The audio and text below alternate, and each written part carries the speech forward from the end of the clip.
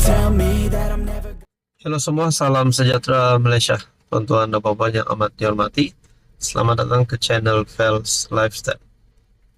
Akhirnya, sekali lagi, usul undi tidak percaya sekali lagi keluar di media sosial, dan ini dinyatakan sendiri oleh Perdana Menteri Anwar Ibrahim PMX.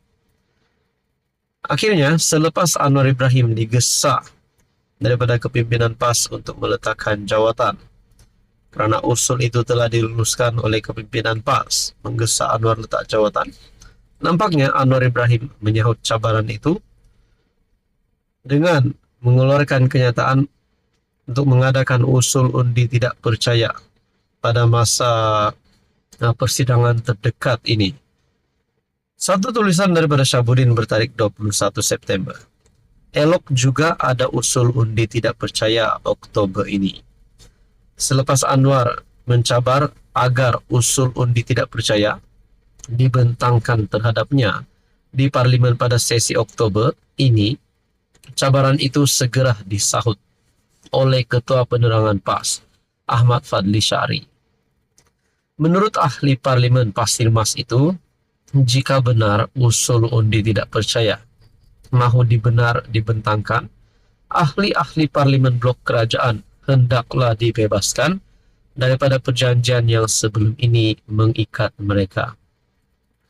Beliau mendakwa wakil rakyat daripada Blok Kerajaan ketika usul percaya terhadap Anwar pada Disember 2022 dahulu telah diikat dengan suatu perjanjian.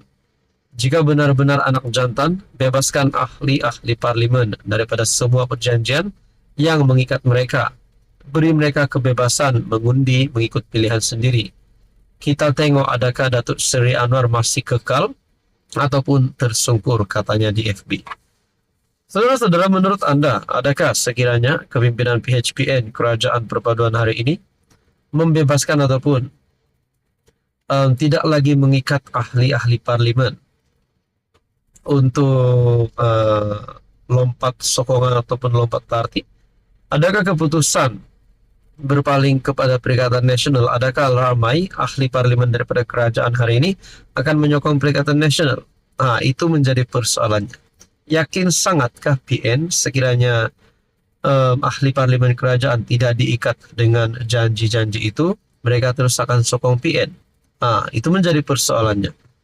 Saudara-saudara, bagi saya, secara pribadi, apa yang dilakukan oleh kepimpinan PHPN yaitu mengikat ahli parlimen adalah untuk kestabilan politik, bukan semata-mata untuk mengekalkan Anwar sebagai Perdana Menteri. Itu hanya pandangan pribadi saja.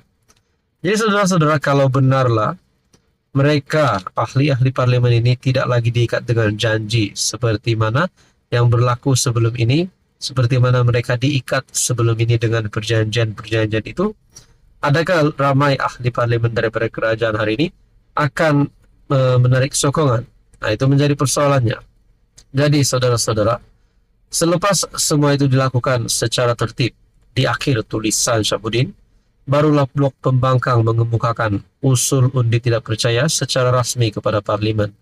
Agak-agak kalau semua itu berlaku, berani tak Anwar mengarahkan Speaker Parlimen Johari Abdul agar membenarkan usul undi tidak percaya diluluskan atau untuk dibentangkan? Apa komen anda? Halo semua, salam sejahtera Malaysia. Tuan-tuan dan puan-puan yang amat dihormati, terima kasih kerana terus setia dan bersama di dalam channel ini. Akhirnya ada satu tulisan berkaitan dengan gesaan Anwar untuk letak jawatan, dan ada satu tulisan di mana perkara ini ataupun tulisan ini pasti mengejutkan kepimpinan pembangkang dan terutamanya kepada Anwar Ibrahim sebagai Perdana Menteri. Satu perkongsian daripada Syabuddin bertarik 22 September, Anwar harus banyak bertenang. Gesa Perdana Menteri letak jawatan, perkara biasa. Perdana Menteri Anwar Ibrahim nampaknya semacam koyak dan begitu mudah tersentuh hati dengan gesaan pemuda PAS yang menuntutnya letak jawatan. Sebagai reaksi, beliau bukan saja membalasnya dengan mencabar agar undi tidak percaya segera dilakukan terhadapnya dalam sidang parlimen akan datang, malah turut menampilkan dirinya dengan ucapan balas yang berapi-api. Dengan wajah yang marah, Anwar juga memperlekeh Ketua Pemuda PAS sebagai pemimpin yang tidak tahu sejarah, menjadi alat dan perkakas kepada perasuah serta pencuri harta rakyat, sambil dalam waktu yang sama melambung dirinya sendiri sebagai bekas banduan yang terhormat. Wow, adakah status banduan terhormat di dunia ini? Menurut Syahbudin, melihat gayanya berucap sedemikian rupa sambil dengan nada menjerit di malam memperingati kebangkitan reformasi Jumat malam yang lalu, kadang-kadang membuatkan kita berpikir,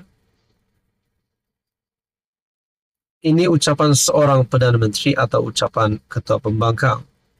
Yang jelas di mata penilaian ramai orang ialah Anwar masih seolah-olah sukar menanggalkan watak sebagai Ketua Pembangkang.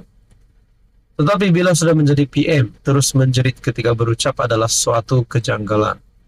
Sudah ada kuasa, status diri lebih terhormat, boleh melakukan apa saja dengan kuasa, dari hujung langit ke hujung langit, sibuk nak menjerit lagi untuk apa menurut Syahbudin.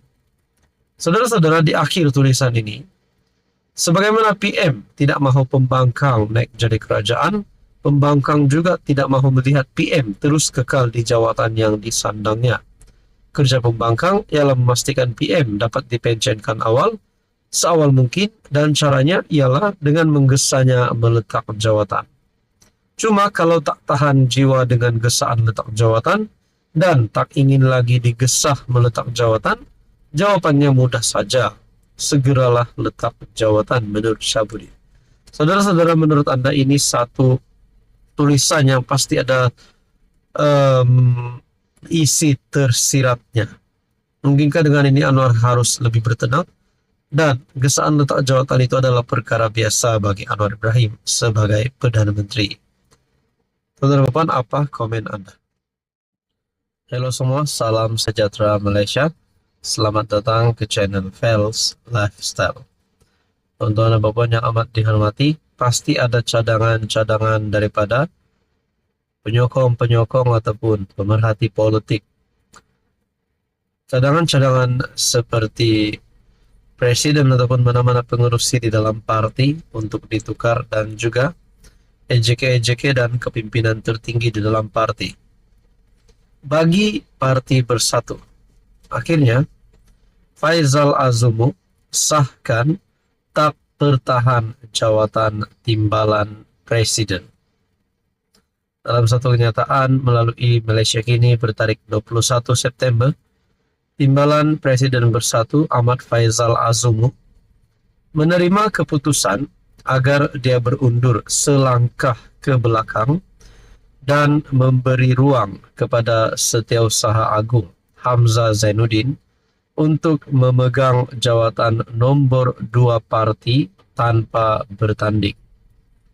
Faizal yang akan bertanding bagi jawatan Naib Presiden dalam pemilihan akan datang berkata, tumpuan utamanya adalah untuk mengukuhkan parti dan bukannya cita-cita pribadi. Jawatan ini bukan milik pribadi, parti pun bukan milik pribadi, katanya ketika dihubungi Malaysia Kini. Faizal sekali lagi menegaskan cadangan agar dia berundur itu disuarakan Presiden Muhyiddin Yassin, yang kemudiannya dipersetujui secara bersama oleh kepimpinan tertinggi parti. Ketika musyawarah dengan Presiden, kami sebulat suara setuju dengan cadangannya bagi memastikan parti kita lebih bersedia untuk hadapi pilihan raya dan cabaran akan datang. Untuk itu, kita telah bersepakat dengan Hamzah mengambil alih peranan timbalan Presiden, dan saya ambil satu langkah ke belakang untuk jadi Naib Presiden, kata bekas Menteri Besar Perak itu. Saudara-saudara, adakah dengan ini Hamzah Zainuddin yang disediakan ruang untuk mengisi jawatan timbalan Presiden sebagai pemimpin nomor 2 tertinggi di dalam Parti Bersatu?